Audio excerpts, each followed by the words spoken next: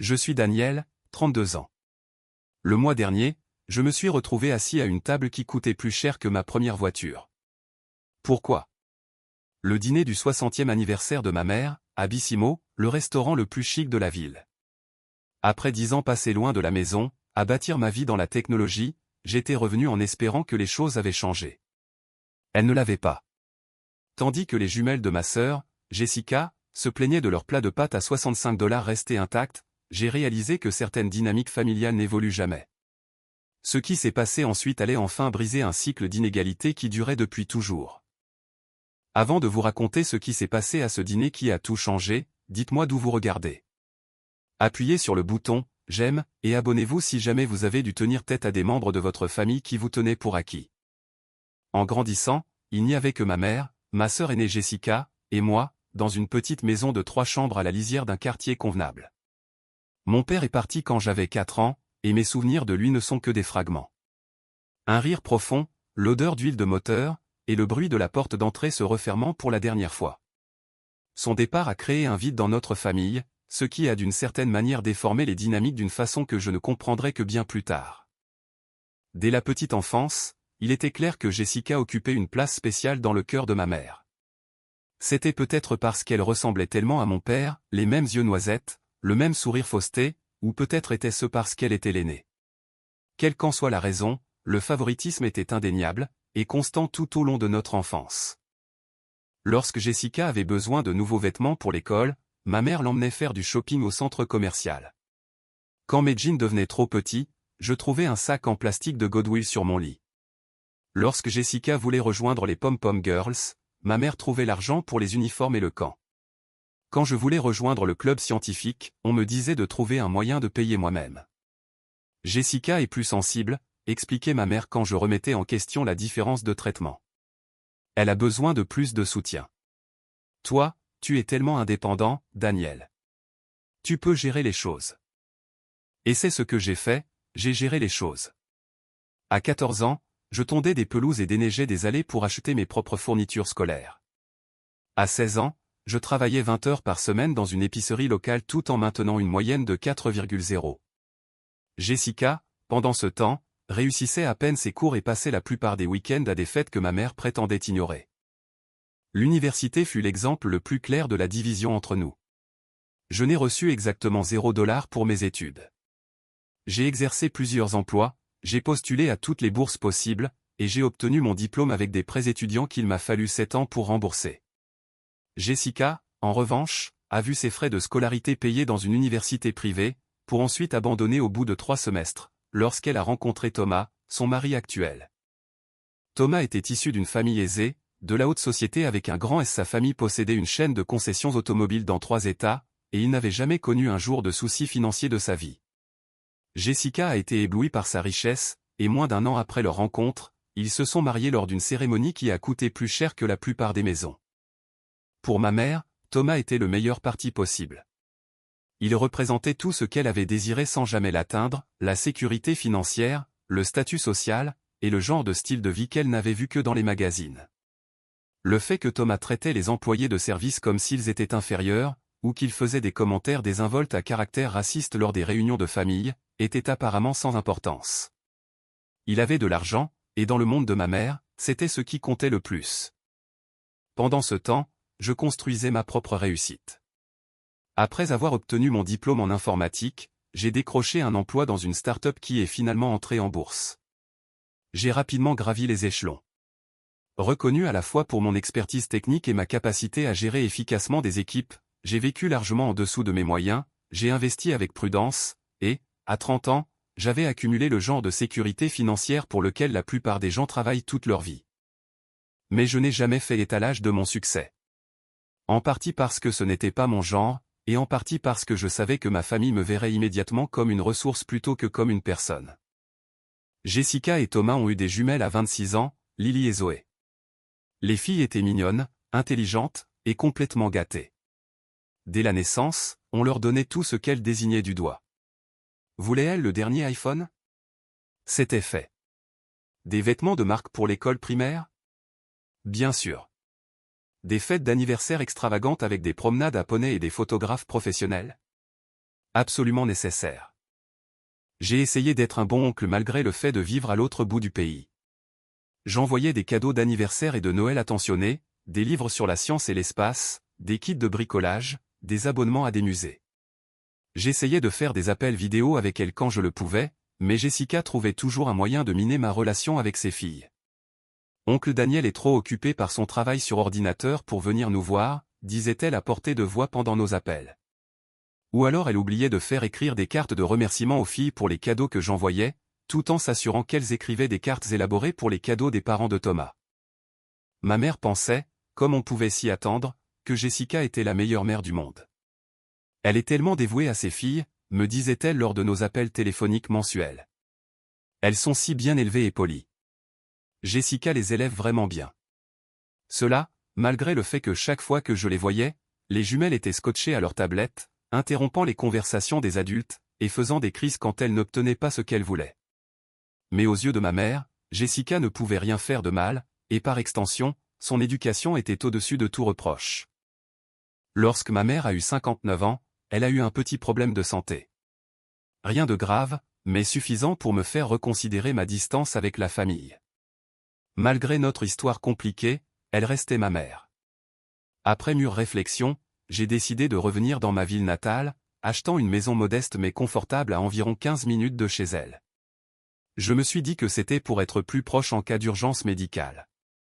Mais une partie de moi espérait toujours la connexion maternelle que je n'avais jamais vraiment eue. Jessica s'est méfiée de mon retour dès le premier jour. Que s'est-il passé? Ton emploi chic t'a-t-il licencié, m'a-t-elle demandé la première fois que je l'ai vue après mon déménagement. Non, je suis toujours dans la même entreprise, ai-je expliqué. Je peux travailler à distance maintenant. Ça doit être sympa de tout avoir servi sur un plateau, a-t-elle dit, apparemment aveugle à l'ironie de sa propre déclaration. C'était la dynamique familiale dans laquelle j'étais revenu. Une sœur qui jalousait ma réussite malgré sa propre vie privilégiée. Une mère incapable de voir l'inégalité qu'elle avait créée. Et moi, qui essayais toujours de gagner une approbation qui, je le savais au fond, ne viendrait jamais. Puis vint le 60e anniversaire de ma mère.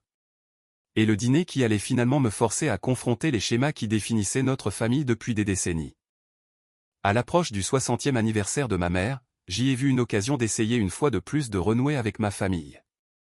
Je l'ai appelé pour suggérer un dîner à Bissimo, le restaurant le plus cher de la ville. C'était le genre d'endroit avec une liste d'attente de 3 mois, et des entrées qui commençaient à $40. Ça a l'air charmant, Daniel, a dit ma mère, l'air sincèrement ravi. Jessica et Thomas devraient venir aussi, bien sûr. Bien sûr, ai-je accepté, m'y attendant. Je pensais juste aux adultes, cependant, une soirée sophistiquée. Il y eut une pause. Eh bien, Jessica ne voudra pas laisser les filles. Tu sais à quel point elles sont attachées. Et ce ne serait pas une véritable célébration sans mes petites filles. J'ai ravalé mon objection. Des enfants de 10 ans dans un restaurant où les gens se demandaient en mariage, et célébraient des anniversaires n'était pas l'idéal, mais j'avais appris il y a longtemps qu'il était inutile de se disputer avec ma mère à propos des enfants de Jessica. Bien sûr, maman. Tout ce qui te rendra heureuse. C'est ton anniversaire. J'ai fait la réservation pour 6 personnes, demandé la meilleure table qu'ils avaient, et laissé ma carte de crédit en dossier. Lorsque l'hôtesse a demandé si nous fêtions une occasion spéciale, j'ai expliqué que c'était le 60e anniversaire de ma mère, et j'ai demandé s'il pouvait faire quelque chose de spécial pour le dessert. Elle m'a assuré qu'il rendrait cela mémorable. Dans les semaines précédant le dîner, j'ai passé des heures à chercher le cadeau parfait pour ma mère. Je l'ai finalement trouvé, une broche vintage qui ressemblait à celle que sa grand-mère avait possédée, et qu'elle avait souvent mentionnée après l'avoir perdue lors d'un déménagement quand j'étais enfant. Je l'ai fait nettoyer par un professionnel et l'ai placé dans une boîte en velours avec une note manuscrite. Le soir du dîner, je suis arrivé 20 minutes en avance, vêtu d'un costume sur mesure que j'avais fait faire lors d'un voyage d'affaires à New York. L'hôtesse m'a conduit à notre table, un emplacement de choix près des fenêtres donnant sur la rivière. La table était déjà dressée avec de la porcelaine fine, des verres en cristal, et un petit arrangement des fleurs préférées de ma mère que j'avais fait livrer. Ma mère est arrivée 5 minutes en retard, portant une nouvelle robe que je n'avais jamais vue. Elle m'a fait une brève accolade et a immédiatement demandé, « Est-ce que Jessica et la famille sont déjà là ?» « Pas encore, ai-je dit, tirant sa chaise. Tu es magnifique, maman.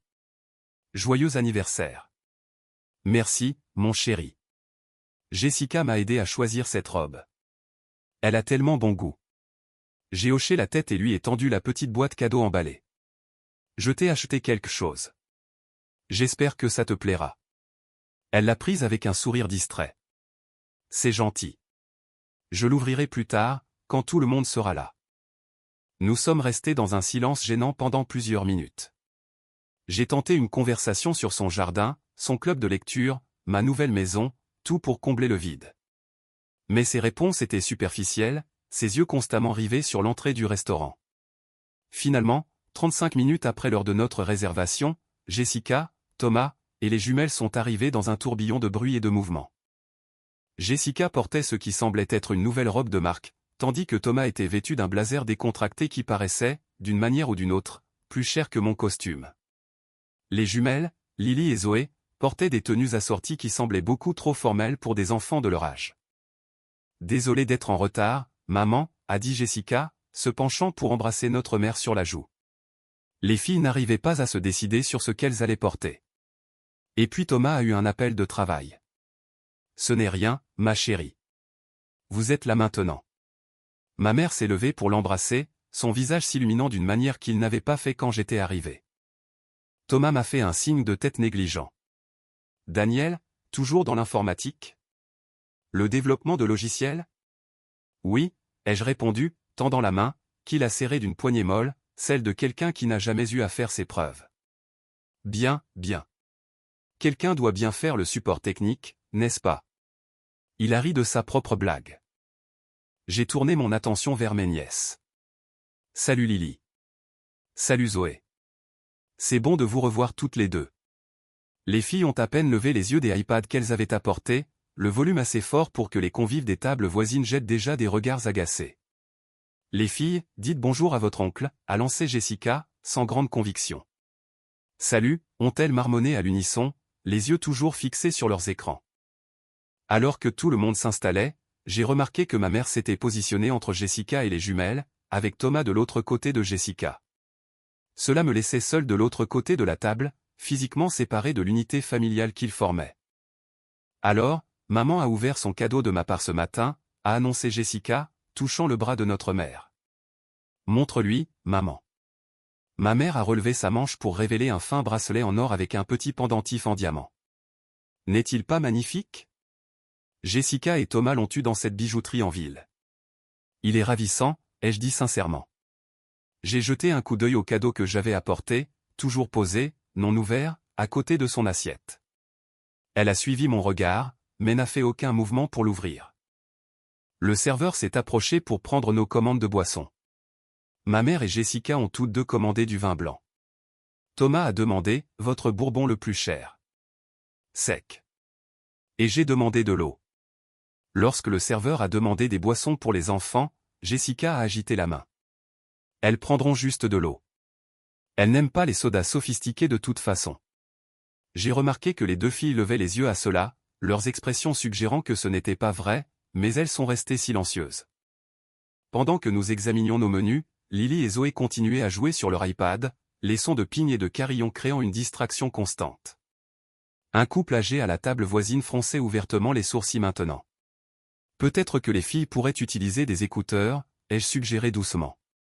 Ou baisser un peu le volume. Jessica m'a lancé un regard irrité. Elles vont bien. Elles jouent juste. Je sais, mais c'est un restaurant assez calme. Et Daniel, m'a interrompu ma mère. Ne fais pas d'histoire. Les filles ne font que se divertir. J'ai hoché la tête et suis revenu à mon menu, ignorant la piqûre familière d'être le seul à qui l'on s'attendait à ajuster son comportement. Thomas discutait bruyamment de la carte des vins avec le serveur, faisant étalage de ses connaissances.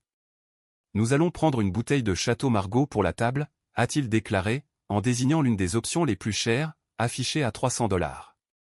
Le serveur m'a jeté un regard, m'identifiant clairement comme l'hôte qui paierait.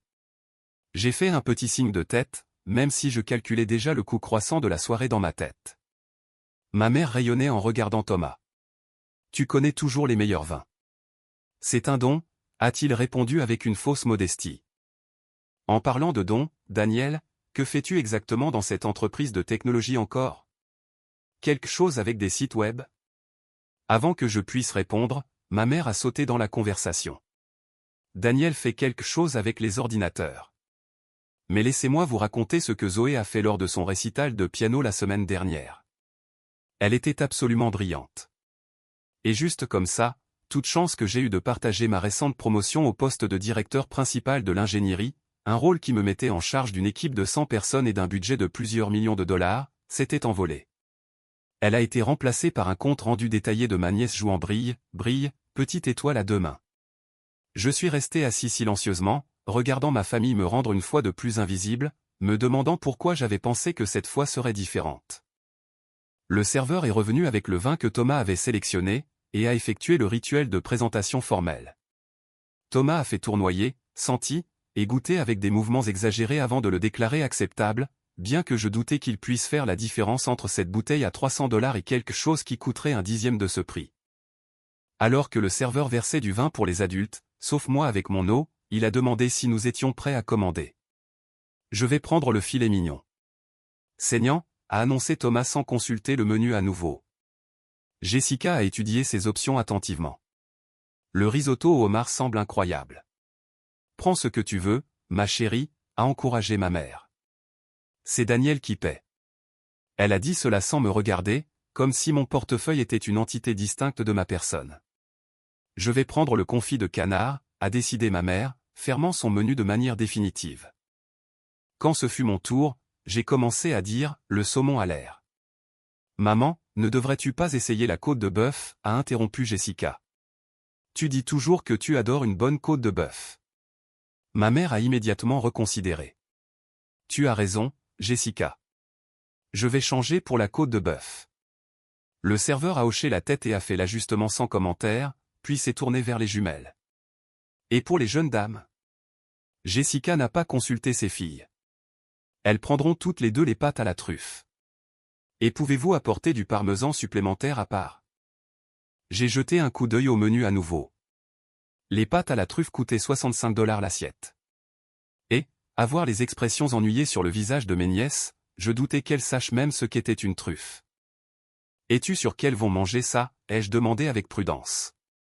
Ça ne me dérangerait pas de les emmener quelque part de plus adapté aux enfants après si elles préfèrent quelque chose de plus simple. Le visage de Jessica s'est durci. Elles vont bien ici. Elles ont besoin d'apprendre à apprécier la cuisine raffinée. Je pensais juste qu'elles pourraient apprécier. Elles vont bien, a répété fermement Jessica, me coupant la parole. Je trouve merveilleux que Jessica expose les filles à des expériences sophistiquées, a ajouté ma mère. Quand toi et Jessica étiez jeunes, je n'aurais jamais pu me permettre de vous emmener dans des endroits comme celui-ci. J'ai ravalé la réponse qui m'est venue automatiquement aux lèvres, que Jessica n'avait en fait jamais eu à travailler pour quoi que ce soit dans sa vie, alors que moi j'avais économisé et m'étais sacrifié pour chaque opportunité. Au lieu de cela, j'ai simplement hoché la tête et pris une gorgée de mon eau. Le serveur est parti avec nos commandes, et Thomas a immédiatement lancé une histoire sur un récent voyage de golf avec des clients. Ma mère et Jessica écoutaient avec une attention soutenue, riant au bon moment, pendant que j'étais assis silencieusement en face. Les jumelles étaient revenues à leur tablette, le volume semblant encore plus fort qu'avant. J'ai essayé à nouveau de rejoindre la conversation. J'avais en fait une bonne nouvelle que je voulais partager. Et puis, au 17e trou, a continué Thomas, comme si je n'avais pas parlé. Ce client de Chicago essaie de me donner des conseils sur mon swing. Moi? Le gars qui a failli devenir pro à l'université. Jessica lui a touché le bras avec adoration. Tu aurais dû devenir pro. Tu aurais probablement été incroyable. Thomas a acquiescé avec un sérieux complet. Mais alors je ne t'aurais pas rencontré, donc tout s'est arrangé. Ma mère a soupiré de bonheur. Vous êtes juste parfaits ensemble. J'ai essayé une fois de plus. Alors, comme je le disais, j'ai récemment eu une promotion au travail qui. Les filles, regardez-moi quand je vous parle, a soudainement lâché Jessica à ses filles qui étaient absorbées par leur jeu. Toutes deux ont légèrement sursauté et levé les yeux. Racontez à grand-mère les cours d'équitation que vous avez commencés, et encore une fois, la conversation s'est éloignée de moi avant même que je puisse terminer une pensée. Cela avait été le schéma de toute ma vie. Mon existence était périphérique à l'histoire principale de ma famille, dont les stars étaient Jessica, et maintenant ses filles, avec ma mère comme leur plus grande admiratrice. J'étais juste un figurant, utile pour le soutien financier, mais autrement inutile à l'intrigue. Un serveur d'une autre section est passé avec un plateau de dessert, et les yeux de Lily et Zoé se sont écarquillés. « On peut avoir un dessert maintenant ?» a demandé Lily, les premiers mots qu'elle avait prononcés directement de toute la soirée. « Le dîner n'est même pas encore arrivé », a répondu Jessica. « Vous devez d'abord manger votre plat. »« Mais j'ai faim maintenant », a pleurniché Zoé, posant son iPad pour la première fois. « Tu aurais dû manger avant que nous partions de la maison », a dit Jessica avec désinvolture. J'ai vu une opportunité de renouer avec mes nièces. Vous avez faim? Le panier de pain devrait arriver bientôt. Lily a hoché la tête avec impatience. Je n'ai pas aimé le sandwich que maman nous a fait. Jessica a lancé un regard d'avertissement à sa fille. Le sandwich était très bien. Tu es juste difficile, encore une fois. Le panier de pain est arrivé quelques minutes plus tard, et les deux filles s'en sont emparées immédiatement. Jessica a légèrement tapé la main de Zoé. Les filles, ne vous jetez pas dessus. Attendez qu'on vous offre. Zoé a retiré sa main, sa lèvre inférieure tremblante. J'ai pris le panier et l'ai offert aux filles. Tenez. Goûtez le pain aux olives. Il a l'air délicieux. Ma mère m'a froncé les sourcils. Jessica essaie d'enseigner les bonnes manières aux filles, Daniel. Ne la sabote pas, je ne sabote personne, ai-je dit, gardant ma voix stable. Elles ont dit qu'elles avaient faim. Tu n'as jamais eu d'enfant, a dit Jessica avec un sourire condescendant. Tu ne comprends pas l'importance des limites constantes. J'ai voulu souligner que ces limites ne semblaient s'appliquer que lorsque cela l'arrangeait, et non lorsque les filles perturbaient tout un restaurant avec le bruit de leur tablette. Mais j'ai ravalé le commentaire. Garde la paix, me suis-je dit. Ce n'est qu'un dîner. Le souvenir d'un incident de mon enfance m'a soudainement traversé l'esprit. Jessica avait cassé le vase préféré de notre mère en courant dans la maison, puis m'avait blâmé en pleurant. Ma mère m'avait puni pendant 2 semaines sans même me demander ma version de l'histoire. Quand j'avais protesté de mon innocence, elle avait ajouté 1 semaine de plus pour avoir menti. C'était une petite injustice dans l'ordre des choses, mais c'était emblématique de toute notre dynamique familiale. Le serveur est revenu avec nos entrées, un plateau de fruits de mer pour la table que Thomas avait commandé sans consulter personne. Alors qu'il distribuait les petites assiettes, il a demandé si tout était à notre satisfaction. Ces enfants sont très perturbateurs, est venue une voix de la table d'à côté. Le monsieur âgé que j'avais remarqué plus tôt regardait fixement notre table. Certains d'entre nous essaient de passer une soirée paisible. Avant que je puisse répondre diplomatiquement, Thomas s'est gonflé d'indignation. Mêlez-vous de vos affaires, vieil homme. Ce sont des enfants, pour l'amour du ciel. La situation s'aggravait rapidement. J'ai ouvert la bouche pour arranger les choses, mais ma mère a parlé en premier. Daniel, tu ne peux pas dire quelque chose à cet homme. Il ruine mon dîner d'anniversaire. Bien sûr, c'était d'une manière ou d'une autre ma responsabilité de régler cela. Malgré le fait que j'avais été le seul à suggérer aux jumelles de baisser le volume en premier lieu. Je me suis tourné vers l'homme et j'ai dit doucement, je m'excuse pour la perturbation, monsieur. Nous allons essayer de faire moins de bruit. Ne t'excuse pas auprès de lui, a sifflé Jessica. Mes filles ont tout à fait le droit d'être ici. La tension à table devenait insupportable, et nous n'avions même pas encore reçu nos plats principaux. Je me suis excusé pour aller aux toilettes, ayant besoin d'un moment pour rassembler mes pensées et retrouver mon calme. Dans l'élégante salle de bain, j'ai fixé mon reflet dans le miroir. Quand étais-je devenu cette personne, quelqu'un qui restait assis silencieusement tout en étant manqué de respect et ignoré par sa propre famille? Quand avais-je décidé que préserver la paix valait le sacrifice de mon respect de moi-même? Et, plus important encore, quand cela prendrait-il fin si je ne trouvais pas le courage de le changer?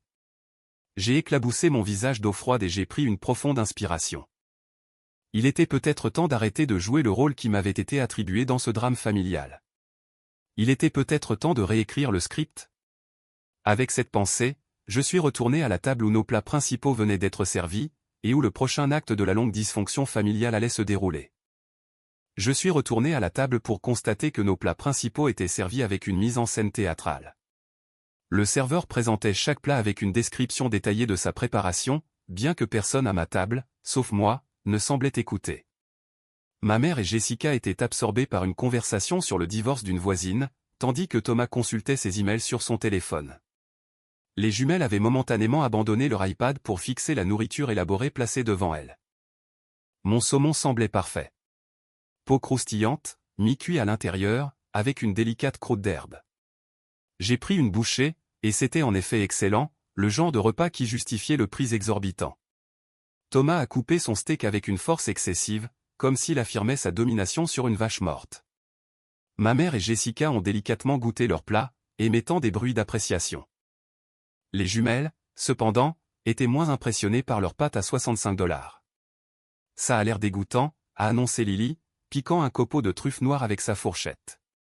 C'est quoi ces choses noires, a demandé Zoé, fronçant le nez. Ce sont des truffes, a expliqué Jessica avec une patience forcée. Elles sont très chères et très chic. Les gens avec des palais sophistiqués adorent ça. Zoé a repoussé son assiette. Ça sent bizarre. Je n'en veux pas, moi non plus, a acquiescé Lily, croisant les bras. Le visage de Jessica est devenu rouge de gêne. Les filles, nous avons parlé d'essayer de nouveaux aliments. Prenez juste 3 bouchées avant de décider que vous n'aimez pas, je ne vais pas le manger, a déclaré Zoé, sa voix montant dangereusement vers le niveau de la crise. Je veux des doigts de poulet. Thomas n'a même pas levé les yeux de son téléphone. Jessica, gère ça. Ma mère est intervenue avec son excuse habituelle. Elles sont probablement juste fatiguées. La journée a été longue pour elles. J'ai remarqué d'autres convives qui jetaient un coup d'œil dans notre direction à nouveau, leurs expressions mélangeant l'agacement et la pitié. L'ambiance élégante du restaurant était de plus en plus en décalage avec la tension de notre table. Je pourrais partager un peu de mon saumon avec elles, ai-je proposé. Il est vraiment bon et n'a pas un goût trop prononcé. Elles doivent manger ce qu'elles ont commandé, a insisté Jessica, même si c'était elle qui avait commandé pour elles sans consultation. J'ai faim, s'est plainte Lily, sa lèvre inférieure tremblante. Moi aussi, a ajouté Zoé. Je me suis senti sincèrement mal pour elles. Quelles que soient les lacunes de leurs parents pour les élever, elles n'étaient que des enfants qui avaient faim dans un restaurant avec de la nourriture qu'elles ne voulaient pas manger. C'est à ce moment-là que c'est arrivé. Le moment qui allait enfin briser le schéma d'une vie entière. Les filles mangeront en rentrant à la maison, a dit ma mère d'un ton désinvolte, leur jetant des serviettes de table alors que leurs pâtes intactes et leurs boîtes de dessert étaient devant elles. Il n'y avait même pas d'effort pour masquer l'indifférence dans sa voix. Thomas a levé les yeux de son téléphone juste assez longtemps pour rire. J'aurais dû les nourrir d'abord, je suppose. J'ai fixé ma mère, puis Jessica et Thomas, incapables de croire ce que j'entendais. C'étaient les mêmes personnes qui avaient cédé à toutes les fantaisies des jumelles depuis la naissance, qui n'avaient jamais dit non à rien de ce qu'elles voulaient, et qui étaient soudain indifférentes à leur faim parce que cela perturbait l'expérience culinaire des adultes. Compris, ai-je chuchoté, plus à moi-même qu'à quiconque, alors que quelque chose basculait à l'intérieur de moi. Une vie entière d'injustices accumulées et de doubles standards se cristallisait à cet instant dans une clarté parfaite. Le serveur s'est approché de notre table. « Est-ce que tout est à votre satisfaction ?» a-t-il demandé, regardant les assiettes intactes des jumelles avec inquiétude. J'ai regardé les visages déçus de mes nièces, l'irritation de ma sœur, l'indifférence de ma mère, le désintérêt suffisant de Thomas. J'ai pensé à chaque fois où j'avais ravalé mes sentiments pour maintenir la paix. Chaque fois où j'avais accepté d'être traité comme inférieur, chaque fois où j'avais payé, littéralement et figurativement, pour le privilège d'être ignoré par ma propre famille. Et puis je me suis levé. En fait, ai-je dit, ma voix plus ferme que je ne l'avais imaginé. J'aimerais commander autre chose pour mes nièces. Elles n'apprécient pas les pâtes à la truffe. Le serveur a hoché la tête, semblant soulagé. Bien sûr, monsieur. Que préférerait-elle ? Avant que Jessica ne puisse intervenir, j'ai demandé directement aux filles. Qu'aimeriez-vous manger ? Ils peuvent vous préparer presque n'importe quoi. Leurs yeux se sont écarquillés de surprise d'être consultés. Lily a parlé la première. Pourrais-je avoir des spaghettis avec du beurre et peut-être des brocolis ? Bien sûr, ai-je dit, puis j'ai regardé Zoé. Du poulet ? A-t-elle demandé timidement. Comme des doigts de poulet. Le serveur a souri. Nous avons un excellent blanc de poulet rôti aux herbes. Je peux demander au chef de le préparer simplement, coupé en lanières. Cela irait ? Zoé a hoché la tête avec impatience. Merveilleux, ai-je dit. Et pourrions-nous avoir cela tout de suite? Les filles ont assez faim. Daniel, a sifflé Jessica de l'autre côté de la table. Qu'est-ce que tu penses être en train de faire? Je m'assure que mes nièces ne restent pas affamées, ai-je répondu calmement. Annulez cette commande, a dit Jessica au serveur. Les filles mangeront leurs pâtes ou attendront que nous rentrions à la maison. Le serveur a hésité, pris entre deux feux. J'ai tendu la main vers mon portefeuille et lui ai donné ma carte de crédit. Veuillez traiter la nouvelle commande et apporter les repas des enfants dès qu'ils sont prêts. Le visage de ma mère avait pris une teinte alarmante de rouge. Daniel, a-t-elle chuchoté durement. Tu nous fais honte. Arrête ça immédiatement. Thomas s'est gonflé, prêt à affirmer son autorité. Tu n'as pas à annuler nos décisions parentales. Ce sont nos enfants. Je me suis tourné pour lui faire face directement. Oui, ce sont vos enfants. Vos enfants qui sont assis ici affamés pendant que vous consultez vos emails, et riez de ne pas les nourrir. Les jumelles regardaient cet échange avec des yeux écarquillés, peu habitués à voir des adultes en conflit, surtout à propos de leur bien-être. Monsieur, a demandé le serveur avec incertitude, ma carte de crédit toujours à la main. Veuillez passer la commande, ai-je dit fermement. Et quand vous aurez un moment, j'aimerais parler au responsable pour ajouter un dessert spécial pour l'anniversaire de ma mère. Jessica semblait prête à exploser. Mais avec d'autres convives qui regardaient maintenant ouvertement notre table, elle a gardé sa voix basse. Tu n'as aucun droit. Absolument aucun droit. J'ai tout à fait le droit de m'assurer que des enfants ne meurent pas de faim quand je peux faire quelque chose à ce sujet, ai-je répondu, gardant toujours ma voix égale. Tout comme j'avais le droit d'attendre un traitement égal en grandissant. Tout comme j'ai le droit d'être reconnu lors d'un dîner que je paie. C'est de ça qu'il s'agit, a exigé ma mère. L'argent. Tu as toujours été si matérialiste, Daniel. L'ironie de cette déclaration, venant d'une femme qui avait favorisé sa fille parce qu'elle avait épousé la richesse, ne m'a pas échappé. Pour la première fois, au lieu de ravaler l'injustice, je l'ai abordée directement. Il ne s'agit pas d'argent, maman. Il s'agit de respect. Il s'agit de traiter les gens équitablement. Il s'agit de 30 années passées à être la dernière roue du carrosse familial, pendant que toi et Jessica preniez, sans jamais rien donner en retour. Ce n'est pas vrai, a protesté Jessica. N'est-ce pas, ai-je demandé doucement. À quand remonte la dernière fois où l'un de vous deux a demandé des nouvelles de ma vie, de mon travail, de mon bonheur? À quand remonte la dernière fois où vous m'avez traité avec la même considération que celle que vous attendez pour vous-même? Un homme en costume s'est approché de notre table, le responsable du restaurant, à en juger par son maintien. Est-ce que tout va bien ici? A-t-il demandé diplomatiquement. J'ai hoché la tête. Oui, merci. Il y a eu un malentendu concernant les repas de mes nièces. Nous avons réglé le problème maintenant. Elles vont prendre le poulet et les pâtes au beurre au lieu des pâtes à la truffe. Le responsable a hoché la tête, clairement soulagé que la situation n'escalade pas davantage. Bien sûr, monsieur. Nous allons vous les apporter tout de suite. Ma mère s'est levée brusquement. Je pense que nous devrions partir. Ce dîner est gâché. Si c'est ce que tu veux, ai-je dit calmement. L'addition est déjà couverte. Mais les filles n'ont pas encore mangé, et tu n'as pas eu ton dessert d'anniversaire. Je ne veux pas de dessert, a-t-elle claqué. Je veux que mon fils arrête de faire une scène. Je ne fais pas une scène, maman. Je parle enfin après une vie passée à me taire. Thomas s'est levé également, dominant la table dans ce que je supposais être une posture intimidante. Allons-y, Jessica. Amène les filles.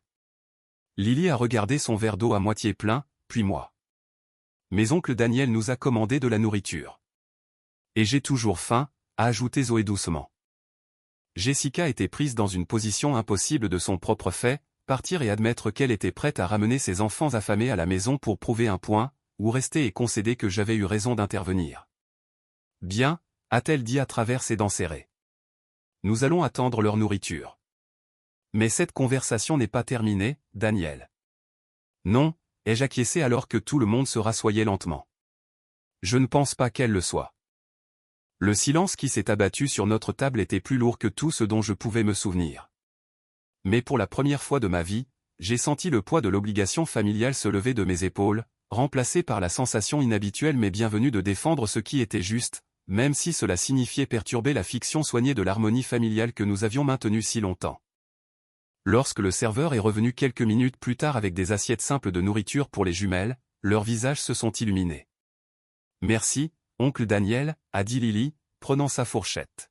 « De rien » ai-je répondu, ignorant les poignards que me lançaient les membres adultes de ma famille. Parfois, les moments les plus importants de nos vies ne sont pas marqués par la célébration, mais par la dignité tranquille de dire enfin assez.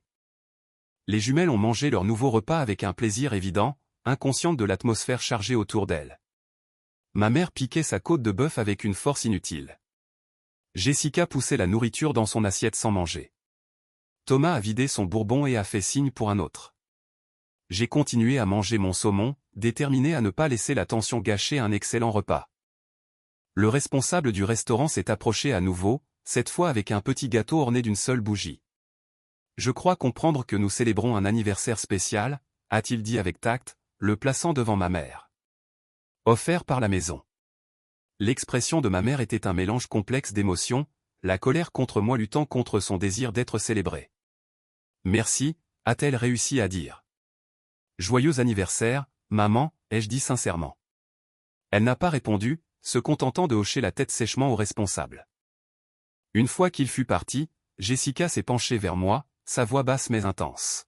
« Je ne sais pas quelle sorte de soif de pouvoir te prend, Daniel.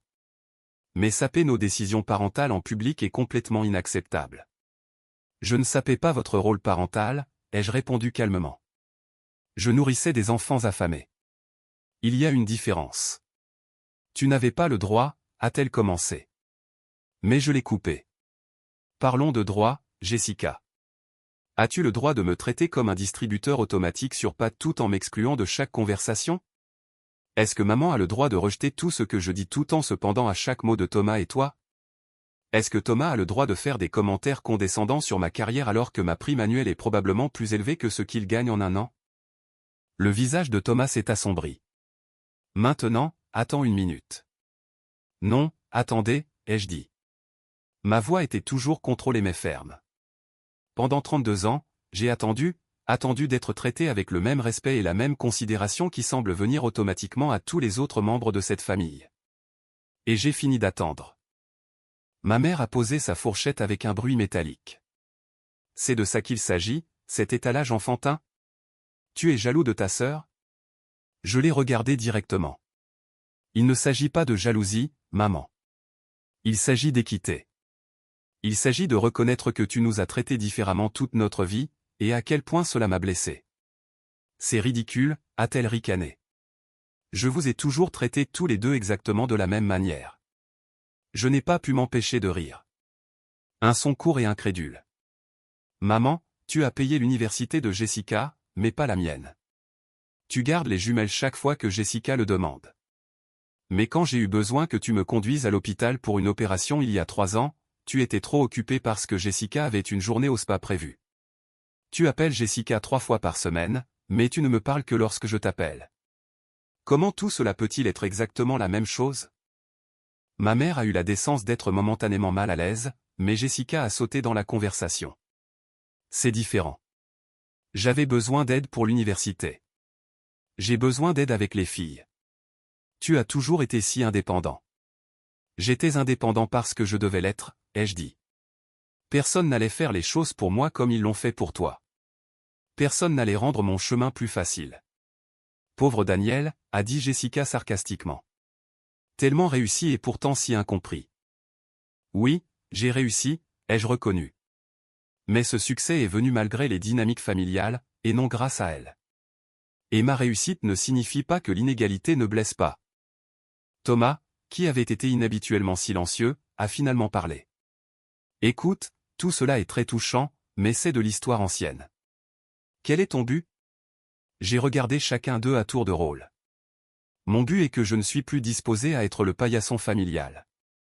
Je ne suis plus disposé à payer, littéralement et figurativement, pour le privilège d'être ignoré et manqué de respect. Alors, qu'est-ce que tu es en train de dire? A demandé ma mère, une note d'inquiétude s'infiltrant enfin dans sa voix. Tu abandonnes ta famille. J'ai secoué la tête. Non, maman. J'établis des limites avec ma famille. Il y a une différence. Je dis qu'à l'avenir, je m'attends à être traité avec le même respect que je vous montre à tous. J'attends que mes pensées et mes sentiments soient pris en considération. J'attends que mes contributions, financières et autres, soient reconnues plutôt que présumées. Et si nous ne satisfaisons pas ces exigences, a demandé Jessica froidement. Ce ne sont pas des exigences, ce sont des limites, les jeux corrigés. Et si elles ne sont pas respectées, alors j'aurai besoin de limiter mon interaction avec la famille pour protéger mon propre bien-être. C'est du chantage émotionnel, a-t-elle accusé. Non, Jessica. Le chantage émotionnel, c'est ce que maman a fait quand elle m'a dit que je ne l'aimais pas assez parce que je ne pouvais pas me permettre de lui acheter le même cadeau de Noël coûteux que toi. Malgré le fait que je travaillais à 2 emplois pour payer mes études à l'époque. Ma mère a eu la décence de rougir à ce rappel. Les jumelles avaient fini leur repas et regardaient avec incertitude entre les adultes, sentant la tension mais n'en comprenant pas la source. On peut avoir un dessert maintenant, a demandé Zoé timidement. Avant que Jessica ou ma mère ne puissent répondre, j'ai souri à ma nièce. Absolument. Le gâteau au cœur coulant au chocolat ici est incroyable. Voudriez-vous essayer ça? Les 2 filles ont hoché la tête avec impatience. J'ai fait signe au serveur. 2 gâteaux au cœur coulant au chocolat pour mes nièces, s'il vous plaît. Jessica n'a pas protesté cette fois, reconnaissant peut-être l'effet que cela aurait d'avoir refusé le dessert à ses enfants après la confrontation précédente. Au lieu de cela, elle a tourné son attaque dans une autre direction. Tu as toujours été si moralisateur, Daniel, agissant comme si tu étais meilleur que nous parce que tu travailles dans la technologie, et prends des décisions importantes. Mais tu sais quoi? Au moins j'ai une famille qui m'aime. Qu'est-ce que tu as, toi? Un titre de poste chic et une maison vide. C'était un coup bas, ciblant mon statut de célibataire, mais ce n'était pas inattendu. Jessica avait toujours trouvé mes vulnérabilités avec une précision infaillible. J'ai du respect de moi-même, ai-je répondu calmement. Et des gens dans ma vie qui m'apprécient pour qui je suis, pas pour ce que je peux leur fournir. Cela vaut plus que tu ne pourrais le penser. Le serveur est revenu avec les desserts pour les jumelles, qui se sont jetées dessus avec enthousiasme, allégeant momentanément l'atmosphère lourde à table. Ma mère, qui avait été inhabituellement silencieuse pendant plusieurs minutes, a finalement parlé. Je ne comprends pas pourquoi tu fais ça, Daniel. Pourquoi gâcher mon dîner d'anniversaire avec tout ce drame? Je l'ai regardé, l'ai vraiment regardé, et pour la première fois j'ai vu non seulement ma mère, mais une femme qui avait fait des choix, certains bons, d'autres mauvais, façonnés par ses propres expériences et limitations. Je n'essaie pas de gâcher quoi que ce soit, maman. Mais après 32 ans à ravaler mes sentiments pour maintenir la paix, j'ai finalement atteint mon point de rupture. Et peut-être que c'est en fait un cadeau, le cadeau de l'honnêteté, parce que continuer comme nous l'avons fait ne fonctionne pas. Du moins, pas pour moi. Alors, tout cela ne concerne que toi, a-t-elle dit avec dédain. En partie, oui, ai-je admis, mais il s'agit aussi de nous, de quel genre de famille nous voulons être. Une qui est bâtie sur une connexion authentique et un respect mutuel, ou une qui est bâtie sur l'obligation et le ressentiment. Thomas a vérifié sa montre ostensiblement. Eh bien, cela a été fascinant. Mais j'ai une réunion tôt demain matin. Bien sûr que tu en as une, ai-je dit, incapable de retenir une touche de sarcasme dans ma voix. Ne t'inquiète pas pour l'addition. C'est couvert. Au moins tu es bon à quelque chose, a-t-il marmonné, juste assez fort pour que je l'entende. J'ai laissé le commentaire passer, le reconnaissant comme la tentative désespérée de réaffirmer un contrôle qu'il était. La seule vraie autorité de Thomas dans cette famille venait de son argent, et il venait de réaliser que mon indépendance financière signifiait qu'il n'avait aucune prise sur moi. Alors que les jumelles finissaient leur dessert, Jessica a commencé à rassembler leurs affaires. Les filles, essuyez-vous la bouche. Nous partons. Mais mamie n'a pas soufflé sa bougie, a protesté Lily, pointant du doigt le gâteau d'anniversaire intact. Ma mère a jeté un coup d'œil au gâteau, puis à moi. Quelque chose de tacite est passé entre nous. Une reconnaissance, peut-être, que cet anniversaire marquait plus qu'une simple année de plus. Il marquait la fin d'une dynamique familiale qui avait persisté pendant des décennies. Je n'ai plus vraiment envie de célébrer, a-t-elle dit doucement. J'ai fait signe pour l'addition, que le serveur a apporté rapidement avec une boîte pour le gâteau intact. Le total s'élevait à un peu plus de 800 $, incluant le vin et le bourbon coûteux de Thomas. J'ai ajouté un pourboire généreux et j'ai signé sans commentaire. Alors que nous nous levions tous pour partir, j'ai tendu la main et j'ai légèrement touché le bras de ma mère. Joyeux anniversaire, maman. J'espère que tu sais que malgré tout, je t'aime. Elle m'a regardé pendant un long moment, son expression illisible. Puis elle a simplement hoché la tête et s'est détournée, suivant Jessica et Thomas vers la sortie. Les jumelles se sont attardées brièvement. Merci pour la nourriture, oncle Daniel, a dit Zoé timidement. Et le dessert, a ajouté Lily. De rien, ai-je répondu, leur souriant. Je suis content que vous ayez apprécié. Puis elles aussi sont parties, se dépêchant de rattraper leurs parents, me laissant seul à la table où une confrontation familiale, en gestation depuis des années, s'était finalement jouée. J'ai ramassé le cadeau non ouvert de ma mère, et le gâteau emballé, me sentant étrangement léger malgré l'intensité émotionnelle de la soirée. Quelque chose avait irrémédiablement changé. Et bien que je ne sois pas sûr de ce qui allait se passer ensuite, je savais que je n'accepterais plus jamais silencieusement le rôle de paillasson familial. Parfois, la chose la plus courageuse que nous puissions faire est simplement de nous lever et de dire assez. Le voiturier a ramené ma voiture, et je lui ai donné un pourboire généreux, en partie par habitude, et en partie parce que quelqu'un devait terminer cette soirée en étant mieux loti qu'il ne l'avait commencé. J'ai placé le gâteau en boîte et le cadeau toujours non ouvert de ma mère sur le siège passager et je me suis assis au volant un instant, rassemblant mes pensées. À travers le pare-brise, je pouvais voir ma famille regroupée sur le trottoir, à environ 20 mètres de là. Ils étaient engagés dans ce qui semblait être une discussion intense, Jessica gesticulant avec insistance pendant que ma mère hochait la tête. Thomas se tenait légèrement à l'écart, faisant défiler son téléphone comme d'habitude. Les jumelles planaient à la périphérie, leur excitation antérieure due au dessert maintenant atténuée par la tension adulte qui les entourait. J'avais deux choix. Partir en voiture et laisser la soirée se terminer telle qu'elle, ou tenter une dernière conversation. Malgré tout, ces personnes étaient ma famille. L'idée de partir ainsi, avec tant d'émotions brutes exposées mais non résolues, me semblait fausse. Avec une profonde inspiration, je suis sorti de la voiture et j'ai marché vers eux. Leur conversation s'est arrêtée brusquement à mon approche. Je pensais que tu étais parti, a dit ma mère, son ton sec. J'étais sur le point de le faire, ai-je répondu. Mais ça ne me semblait pas juste de terminer la soirée de cette manière. Jessica a croisé les bras défensivement. Quelle manière préférerais-tu? Avec plus d'accusation et d'apitoiement? J'ai secoué la tête.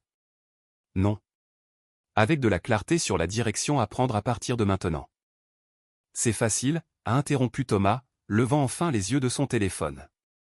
Tu restes dans ton couloir et nous restons dans le nôtre. Et quel est ce couloir, Thomas, ai-je demandé calmement. Celui où je paie pour des dîners coûteux mais n'ai pas le droit de parler? Celui où l'on s'attend à ce que je fournisse un soutien financier mais que je ne reçoive aucun soutien émotionnel en retour? Personne ne t'oblige à payer quoi que ce soit, a-t-il rétorqué, bien que nous sachions tous que ce n'était pas entièrement vrai. L'attente avait été établie il y a longtemps, que mon rôle était celui de pourvoyeur, pas de participant. Il ne s'agit pas seulement d'argent, ai-je dit, luttant pour garder ma voix stable. Il s'agit de respect. Jessica s'est avancée, le visage rougi par la colère. Tu as complètement sapé mon autorité parentale là-dedans. Tu m'as fait passer pour la méchante parce que je ne laissais pas mes enfants manger ce qu'ils voulaient. En quoi est-ce respectueux? Tes enfants avaient faim, Jessica. Ils n'ont pas demandé de caviar ou de homard, juste de la nourriture simple qu'ils pouvaient manger. Quel genre de mère refuse à ses enfants affamés de la nourriture facilement disponible juste pour faire valoir un point sur l'autorité? N'ose pas remettre en question ma façon d'être mère, a-t-elle sifflé. Tu n'as aucune idée de ce qu'il faut pour élever des enfants. Tu as raison. Je n'en ai pas, ai-je concédé. Mais je sais ce que ça fait d'être un enfant dont les besoins passent après la fierté d'un adulte. Je sais ce que ça fait d'avoir faim parce que quelqu'un d'autre veut faire valoir un point. Ma mère, qui avait été inhabituellement silencieuse, a finalement parlé. Ce n'est pas juste, Daniel. Nous ne t'avons jamais laissé avoir faim. Je me suis tourné vers elle. Peut-être pas physiquement faim, maman, mais émotionnellement, absolument. Chaque fois que tu complimentais Jessica, mais ignorais mes réussites. Chaque fois que tu trouvais des excuses pour ses échecs, mais attendais la perfection de ma part.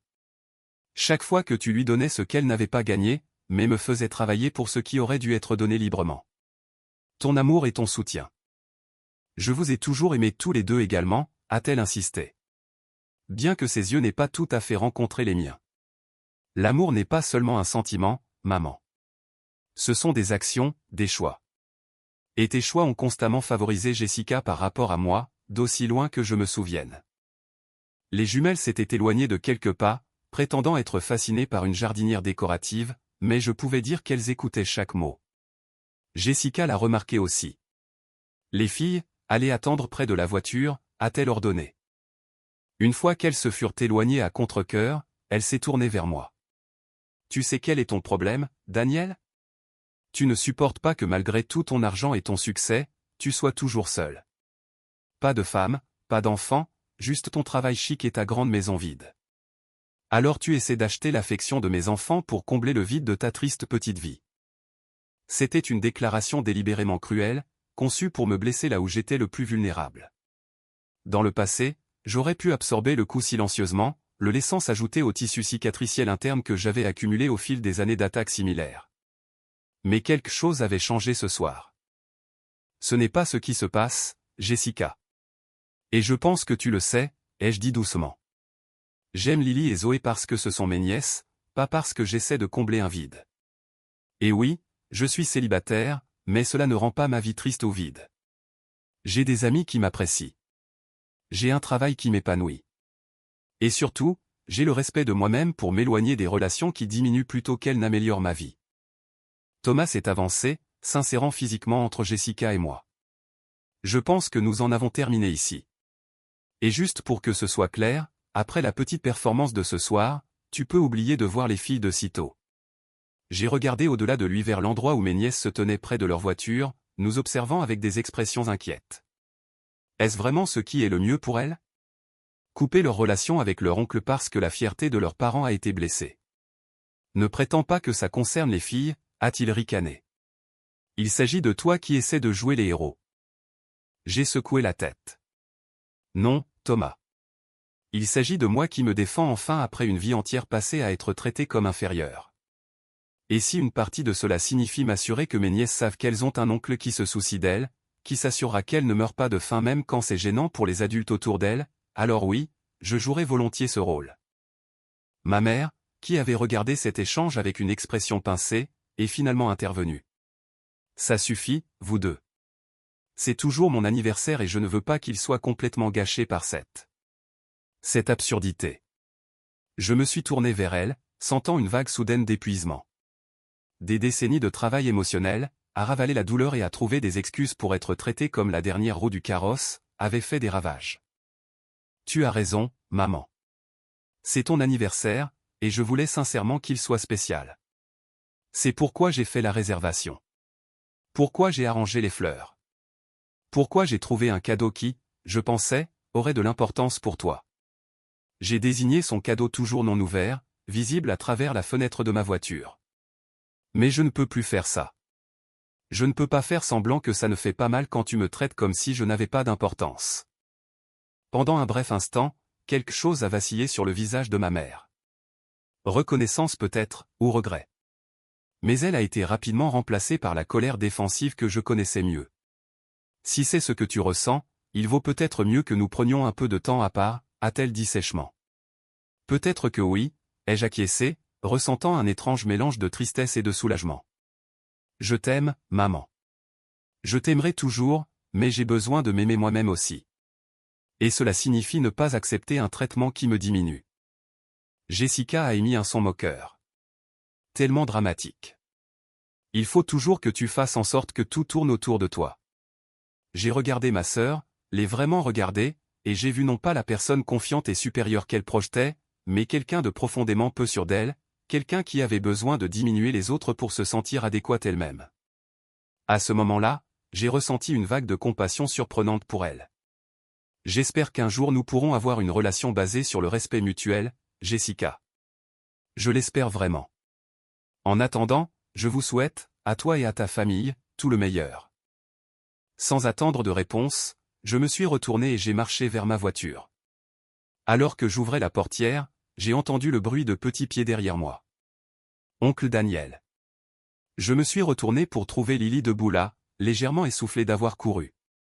Avant que je puisse répondre, elle a jeté ses bras autour de ma taille dans un câlin serré.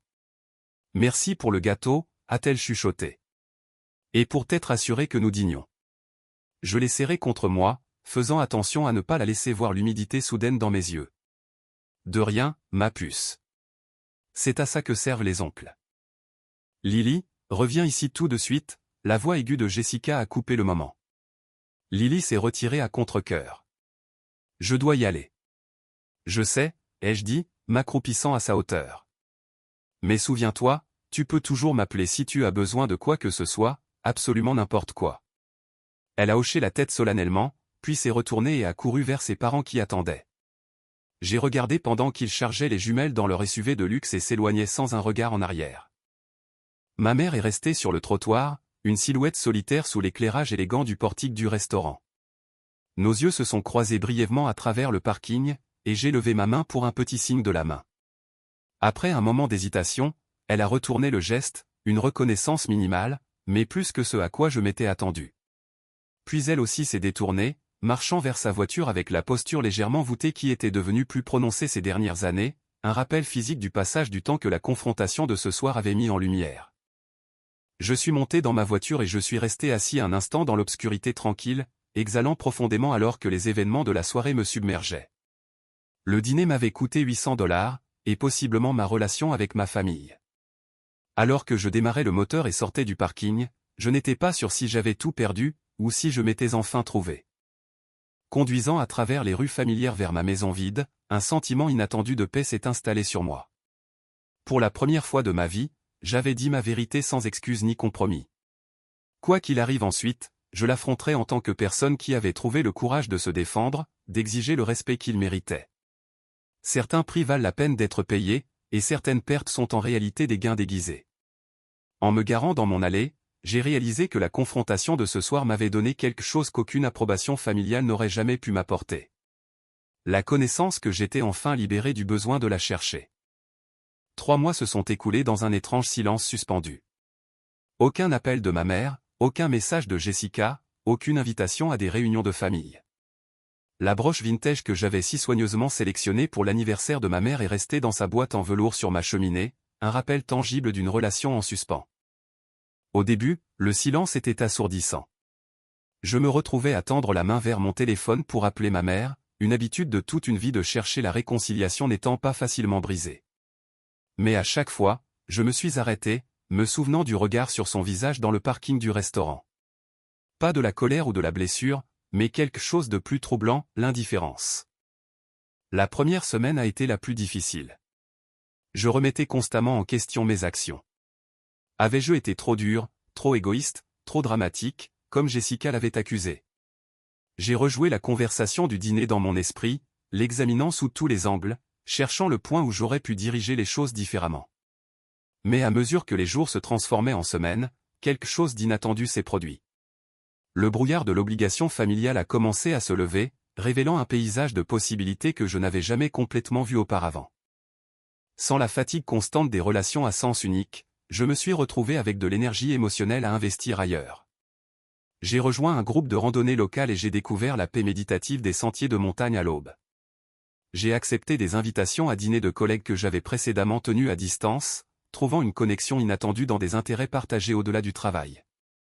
Je me suis porté volontaire pour un programme de codage pour les jeunes, enseignant aux enfants de milieux défavorisés les compétences qui m'avaient donné ma propre voie vers le succès. Et j'ai commencé une thérapie, quelque chose que j'avais envisagé pendant des années, mais que j'avais toujours écarté comme inutile.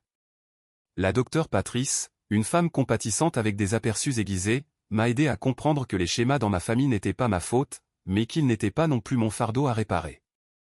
Les familles sont des systèmes, a-t-elle expliqué lors d'une séance particulièrement éclairante. Quand une partie du système essaie de changer, les autres parties résisteront, souvent férocement. Cela ne signifie pas que le changement est impossible, juste qu'il nécessite la participation de tous. Et s'ils ne veulent pas participer, ai-je demandé. Alors vous avez des choix à faire concernant le type de relation qui est possible sous ces contraintes, a-t-elle dit doucement. Et quelles limites vous devez poser pour protéger votre propre bien-être. Ces conversations étaient stimulantes, mais clarifiantes. J'ai commencé à comprendre que ma valeur n'était pas déterminée par la capacité de ma famille à la voir. Que leur traitement envers moi reflétait leurs limitations, pas les miennes. que l'amour sans respect est finalement insoutenable. 6 semaines après la confrontation au restaurant, j'ai reçu un message texte inattendu, non pas de ma mère ou de Jessica, mais de Lily. Salut, oncle Daniel. C'est Lily. J'utilise l'ancien téléphone de maman pour t'envoyer un message. Merci de nous avoir défendus au dîner. Maman et papa étaient en colère, mais Zoé et moi avons pensé que tu étais courageux. Tu nous manques. J'ai fixé le message pendant longtemps, un mélange complexe d'émotions me submergeant. Fierté que ma nièce ait reconnu la différence entre l'autorité et le courage. Inquiétude qu'elle ait ressenti le besoin de me contacter en secret. Espoir que les liens familiaux pourraient être plus résilients que je ne l'avais craint. J'ai répondu avec prudence. Salut Lily. Vous me manquez, à toi et à Zoé aussi. Je suis désolé que les choses soient difficiles en ce moment entre les adultes de notre famille, mais je veux que vous sachiez que quoi qu'il arrive, je vous aime toutes les deux, et je serai toujours là pour vous. Soyez gentils avec vos parents, même quand c'est difficile. Et rappelez-vous que parfois, les gens qui s'aiment ont besoin de temps pour arranger les choses. Elle a renvoyé un simple emoji cœur. Et bien que j'ai attendu, il n'y a pas eu d'autre message. J'espérais qu'elle comprenait que j'essayais de la soutenir sans saper ses parents, marchant sur la ligne délicate entre maintenir mes propres limites et éviter de la mettre au milieu de conflits d'adultes. À la marque des 2 mois, j'ai décidé d'envoyer un email bref et non conflictuel à ma mère. Maman, j'espère que tu vas bien. Je voulais que tu saches que je pense à toi. Si tu souhaites parler un jour, j'y suis ouvert. Amicalement, Daniel. Aucune réponse n'est venue, et je me suis dit que ça allait. La guérison ne pouvait être précipitée pour aucun de nous. Puis, 3 mois jour pour jour après la confrontation au restaurant, j'étais en train de pousser un chariot dans le rayon des produits frais de Whole Foods quand j'ai entendu une voix familière. Daniel. Je me suis retourné pour trouver ma mère debout près des pommes biologiques, un panier d'achat à son bras, l'air étrangement plus petite que dans mon souvenir. Maman, ai-je dit, surpris mais calme. Comment vas-tu? Je vais bien, a-t-elle répondu, ses yeux passant de mon visage à son panier et inversement. Tes cheveux sont différents. J'ai passé une main dans mes cheveux, que j'avais récemment coupés plus courts que je ne les avais portés depuis des années. Oui, j'ai pensé essayer quelque chose de nouveau. Un silence gênant s'est installé entre nous, rempli des sons banals de l'épicerie, le système de brumisation sur les légumes, le bip lointain des scanners de caisse, le murmure discret des autres acheteurs. J'ai eu ton email, a-t-elle finalement dit. Je n'étais pas sûr. Je ne savais pas comment répondre, ai-je admis. Elle a ajusté sa prise sur le panier. Je ne suis pas doué pour parler des choses difficiles. Je sais, maman. Un autre silence, mais moins tendu cette fois. Jessica dit que tu essaies de monter les filles contre elle, a dit ma mère abruptement. J'ai soupiré. J'ai eu exactement une communication avec les filles depuis le dîner, maman. Un message de Lily auquel j'ai répondu respectueusement, l'encourageant à être gentil avec ses parents. C'est tout. Elle a légèrement hoché la tête. Peut-être acceptant cela. Peut-être pas, Thomas veut te couper complètement les ponts. C'est son droit, ai-je dit calmement. Mais ce serait dommage pour les filles. Oui, a-t-elle acquiescé de manière inattendue. Ça le serait. Elle a déplacé son poids d'un pied à l'autre, clairement mal à l'aise. Ton anniversaire est le mois prochain. La déclaration m'a surpris. Mes anniversaires avaient rarement été reconnus par plus qu'un appel formel ces dernières années. Oui, c'est le cas, ai-je confirmé. Je pensais que peut-être que nous pourrions déjeuner. Juste nous deux. J'ai étudié son visage, cherchant l'arrière-pensée cachée, la ficelle attachée à ce rameau d'olivier. Mais tout ce que j'ai vu était une femme vieillissante essayant, à sa manière limitée, de traverser un fossé qu'elle avait aidé à créer, mais qu'elle ne comprenait pas entièrement comment combler. J'aimerais ça, ai-je dit simplement. Le soulagement a vacillé sur ses traits. Bien. C'est bien. Alors qu'elle se tournait pour partir, je me suis souvenu de quelque chose. Maman, attends. J'ai fouillé dans ma poche et j'ai sorti mon trousseau de clés de maison, retirant rapidement une petite clé de celui-ci. J'ai toujours ton cadeau d'anniversaire chez moi. C'est une clé de rechange de ma maison. Tu peux passer le prendre n'importe quand si tu veux. Je pars au travail vers 8 heures et je rentre généralement vers 6 heures. Elle a pris la clé, la tenant comme si c'était quelque chose de fragile. Merci. De rien, ai-je répondu. Nous nous sommes séparés alors, chacun retournant à nos courses séparées, à nos vies séparées. Mais quelque chose avait changé. Une porte s'était entr'ouverte juste assez pour laisser entrer un mince filet de lumière. Cette nuit-là, j'ai appelé la docteure Patrice et je lui ai raconté la rencontre. C'est un début, a-t-elle dit. Rappelez-vous, la réconciliation ne signifie pas revenir à la façon dont les choses étaient. Cela signifie créer quelque chose de nouveau qui fonctionne mieux pour tout le monde. Et si ce n'est pas possible, ai-je demandé. Alors vous continuez à construire une vie qui honore votre valeur, avec ou sans leur participation, a-t-elle répondu. Mais donnez-leur la chance de faire partie de la nouvelle histoire s'ils sont prêts à essayer. Au cours des semaines suivantes, de petits changements se sont accumulés. Ma mère a utilisé la clé que je lui avais donnée, passant quand je n'étais pas à la maison pour récupérer son cadeau d'anniversaire. Elle a laissé une note me remerciant pour la broche, disant qu'elle lui rappelait de bons moments avec sa grand-mère. Jessica n'a pas pris contact directement, mais Lily et Zoé m'ont envoyé des dessins par la poste, la reconnaissance tacite de leur mère de notre connexion, même si elle n'était pas prête à s'engager personnellement. J'ai continué à construire ma propre communauté au-delà de la famille, approfondissant des amitiés, explorant de nouveaux intérêts, m'établissant comme quelqu'un défini par plus que mon rôle familial ou mon succès professionnel. J'ai eu quelques rendez-vous, rien de sérieux encore, mais ouvert à la possibilité d'un partenariat avec quelqu'un qui pourrait voir et valoriser mon moi authentique. Le déjeuner avec ma mère pour mon anniversaire n'a été ni une percée, ni un désastre. Nous avons gardé la conversation légère, évitant les problèmes plus profonds qui se trouvaient encore entre nous. Mais quand l'addition est arrivée, elle a insisté pour payer, un petit geste qui a néanmoins reconnu mes années de contribution financière aux réunions de famille. J'ai réfléchi à ce que tu as dit, m'a-t-elle dit alors que nous attendions que sa carte de crédit soit traitée. À propos des actions qui montrent l'amour, pas seulement des sentiments. J'ai hoché la tête mais je n'ai pas parlé, lui donnant de l'espace pour continuer. Je ne vais peut-être pas toujours bien faire, a-t-elle dit avec hésitation. Je suis têtu dans mes habitudes, mais j'essaie de voir les choses différemment. Ce n'était pas exactement des excuses, mais c'était une reconnaissance. Et pour l'instant, c'était suffisant.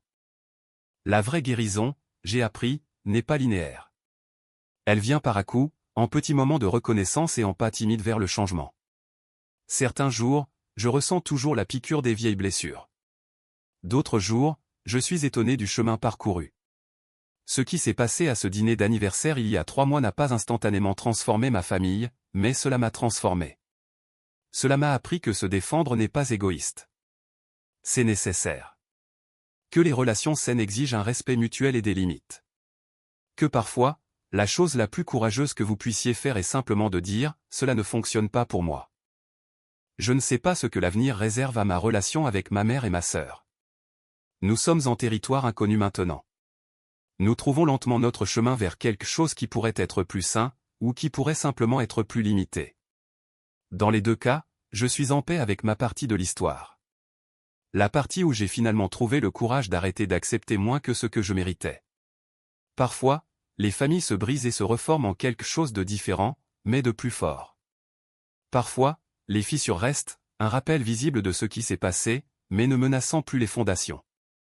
Et parfois, l'acte de se défendre est sa propre récompense, quelle que soit la façon dont les autres réagissent.